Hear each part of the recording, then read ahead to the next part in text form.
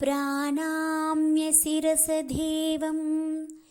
गौरीपुत्रं विनायकं भक्तवासं स्मरे नित्य मायुष्कमार्धसिद्धये प्रथमं वक्रतुण्डं च एकदन्तं द्वितीयकं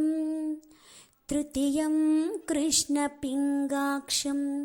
गजवक्त्रं चतुर्धकं लम्बोदरं पञ्चमं षष्ठं विकटमेव च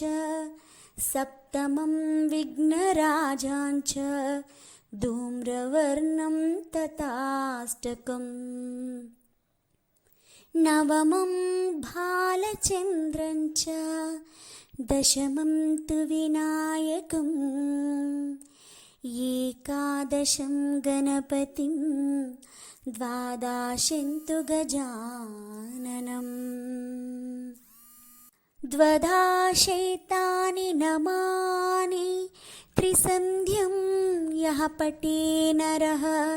न च विघ्नभयं तस्य सर्वसिद्धिकरं परम्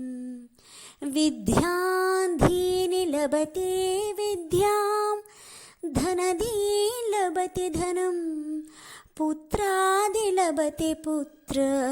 मोक्षादि लभते गतिं जपद्गणपतिस्तोत्रं षड्भिर्मासय फलं लभेत्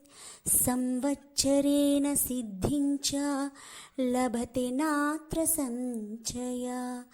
अष्टानां ब्रह्मणां च लिखित्वा समर्पयेत् तस्य विद्या भवावेत् सर्वगणेशस्य